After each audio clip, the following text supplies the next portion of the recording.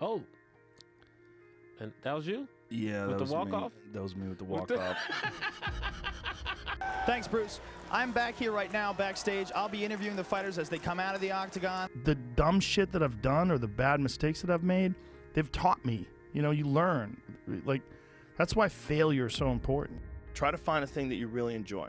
Try to find a thing that you're passionate about. Like an activity. Yes. For me, early on, it was drawing. It was illustrations. It was comic books. I wanted to be a comic book illustrator. Yeah, boy. I have always asked myself, how did the Joe Rogan become the Joe Rogan? How much do you think the Joe Rogan gains per year just in ad revenue sponsorship? And I'll let you know that whatever number you come up with is not going to be enough. So how much do you think? 50,000, 200,000, million, $2 million? Wrong. I'll let you know. It's more like 30 to 50 million a year just in ad revenue sponsorship. And I guess that many of you also heard his exclusive deal with Spotify that went for $200 million, right? You heard that. So how did Joe Rogan become the Joe Rogan? How is that a normal guy working different construction jobs becomes the most powerful interviewer of all time? And his influence is so big that he gets more than 1 billion downloads per year. And with more experience throughout the years, his skills got sharper and sharper to the point where he truly became the king of podcasts. He is at the same time a podcaster, a mediator, a fighter, a commentator for the UFC, and mostly a comedian. This is the story of the Joe Rogan and the Joe Rogan Experience. Welcome, ladies and gentlemen, to the Good Chino's Bazaar, and I am your host, the Good Chino. Don't forget to comment on the video, like, subscribe, the usual. Do it!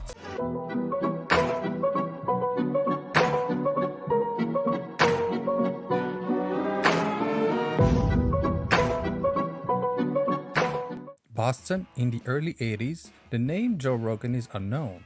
Joe Rogan is a kid of 16 years old, and his stepfather was an architect who provided Joe with some construction work. However, after some time, Joe figured that he didn't like the work as much, and that a normal job is not for him, and he had no clue of what to do next. He started martial arts like karate and wrestling since the age of 14 years old, and all of that because of a school fight where he lost, and at the end the other dude did not actually hit him. He stopped himself, and as soon as he started training, he always thought of martial arts as a plan B in the back of his mind. Then at the age of 19 years old, and after a lot of training, Joe Rogan enters the US Championship Taekwondo tournament, and where he won.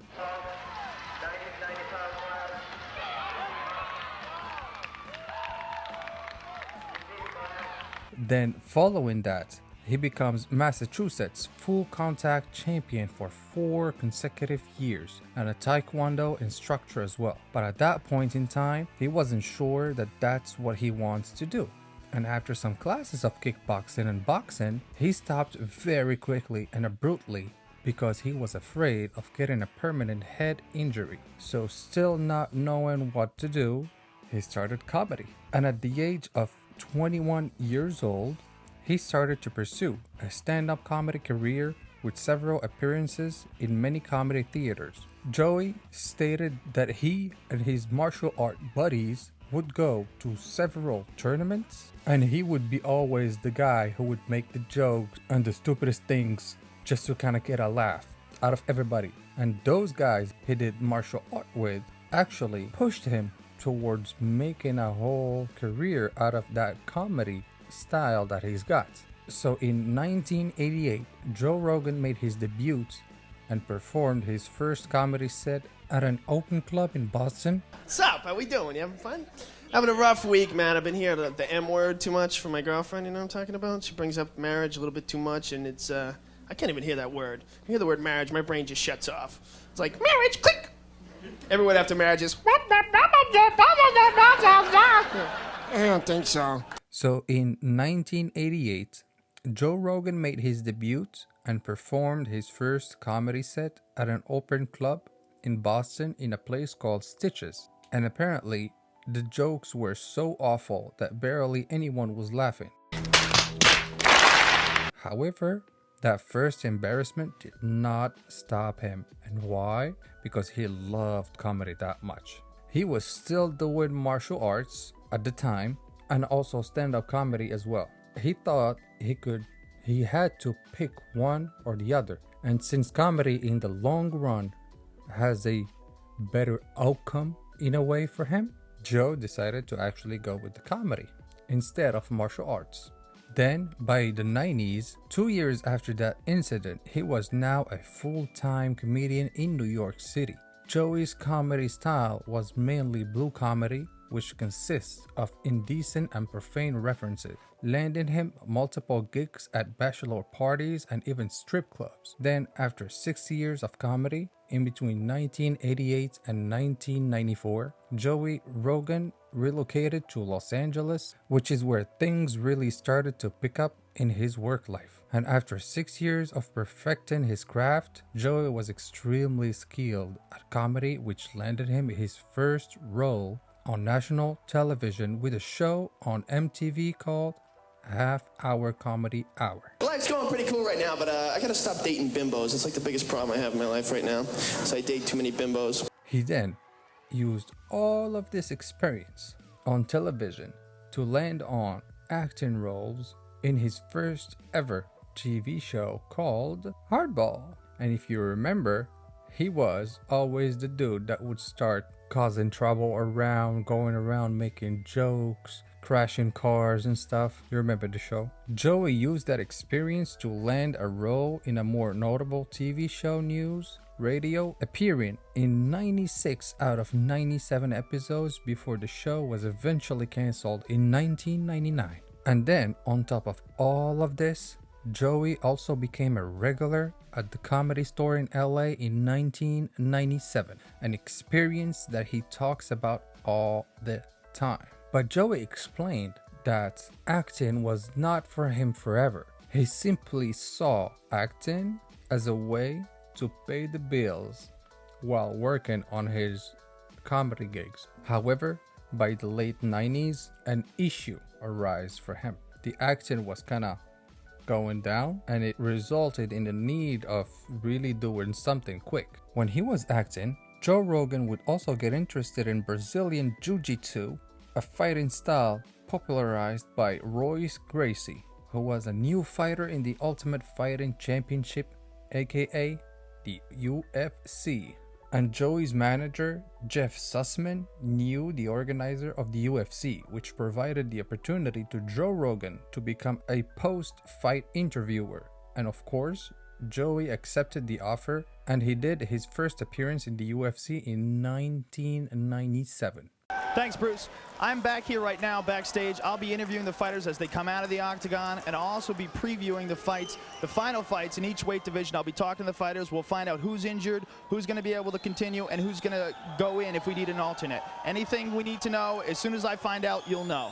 Back to you guys. However, after only 2 years, Joe Rogan quit because he stated that the pay was not enough to cover for all of his expenses, and that between his comedy gig and commentating for the UFC, he was actually losing too much money. But after the president offered him and his buddies free prime tickets in exchange for the work, and after commenting 15 matches for free, Joey accepted the new pay for the job and was officially a UFC commentator again, which he continued until early 2000s. Truly is an honor to welcome back to the broadcast team here on the Ultimate Fighting Championship, the host of NBC's Fear Factor, Joe Rogan, our old sideline guy, interviewing the fighters years ago, Joe. Back again. And after that, guess what happened? Thanks for coming out!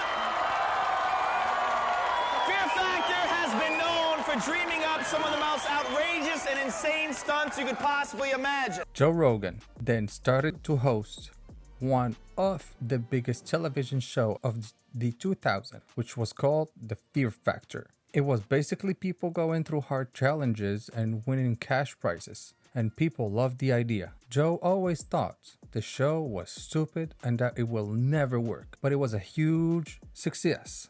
He explained that he got the job only because he treated the show just like a joke, thinking that it will never hit, and also thinking that he will, from all of that, at least get some material for his comedy gig. The show featured all sorts of challenges, like eating different kind of insects, car stunts, and many more disgusting features. Fear Factor is back. Bigger budget, bigger stunts, more fear. Oh my God.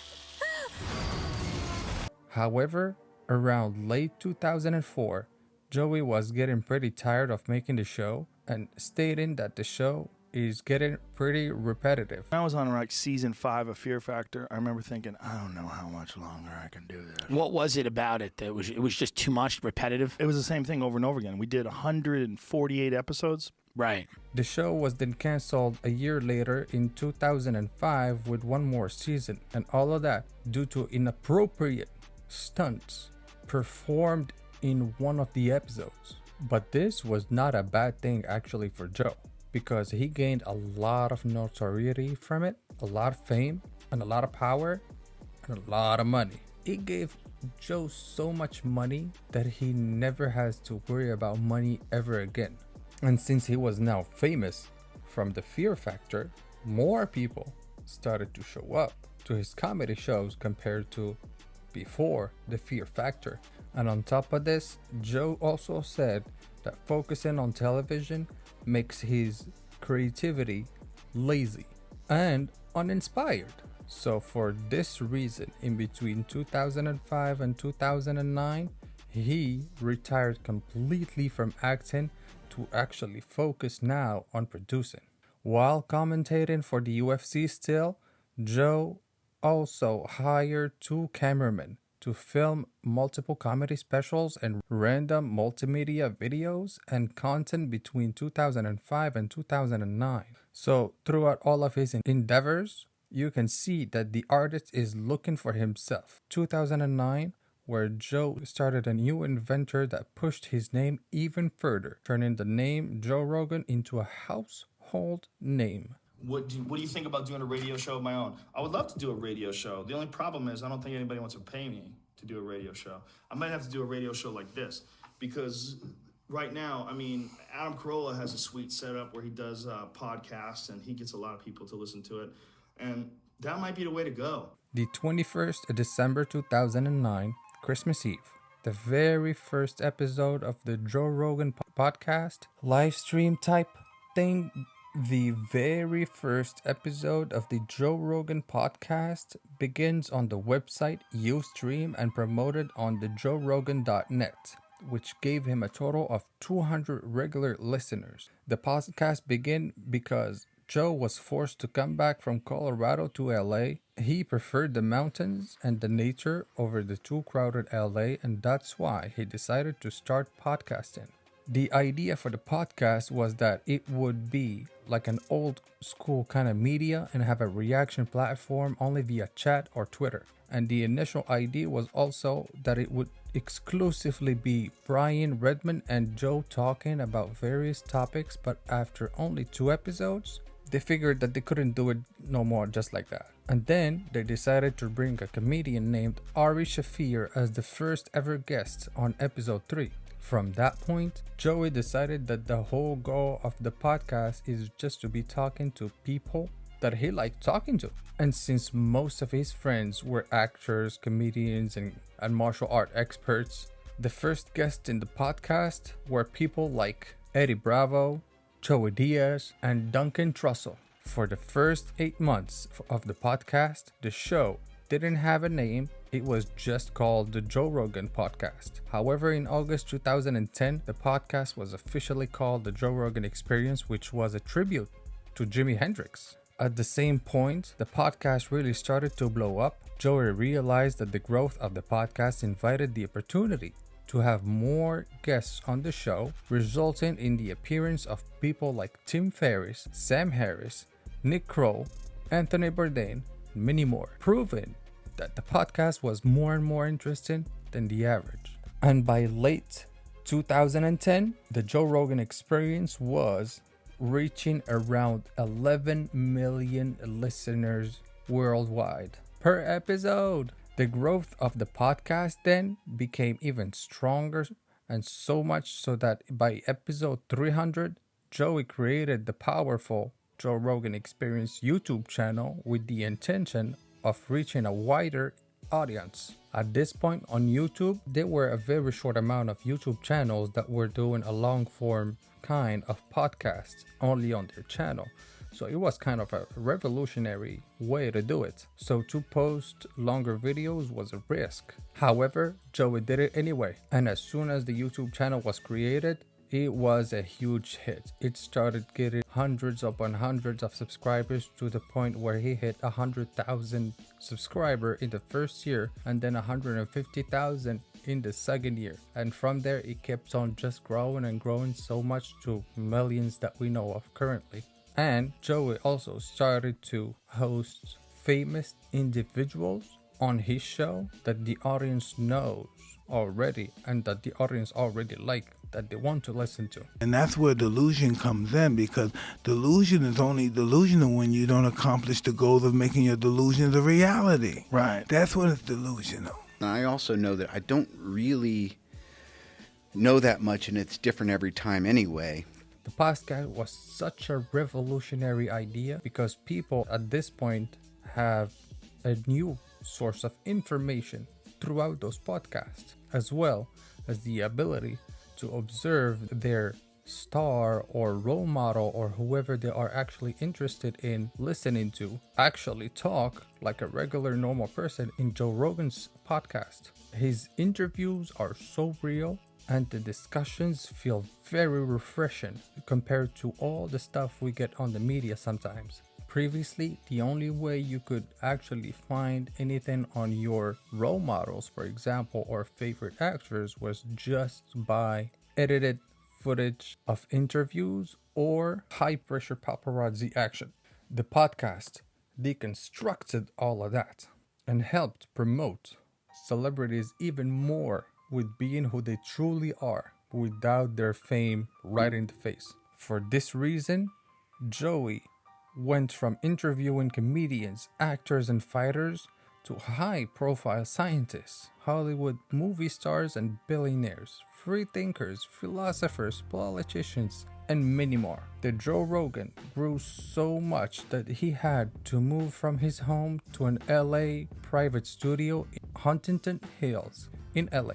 Then in mid-2017, when the Joe Rogan Experience was at 1.5 million subscribers, the podcast hit 1,000 episodes, at which point Joey uploaded a video going over the many other milestones that have been achieved along the way, ultimately showcasing how far they have come.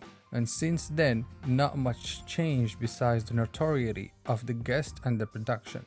The Joe Rogan continues to make more and more and more episodes throughout the years with many different personalities and people, which has kept the show ongoing and super fresh. Some of the most notable guests until today: Elon Musk, Dr. Phil, Jordan Peterson, Steve-O, and the list goes on and on and on and on. And not too long ago, he announced that he would move his podcast platform to Spotify instead of YouTube, a deal estimated to $200 million. So from September 2020, the podcast was exclusively on Spotify, and just a few short clips still appear on YouTube to promote the full show on Spotify. So they gave him a licensing deal, and he's still the boss of all of it. Joey announced in 2020 that he was planning on moving out of LA to move to Texas. He completed the move in August 2020 with pictures of the new studio on his Instagram. And the more time goes, the more he smokes, chills, and invites more and more people to be in totally natural during his interviews.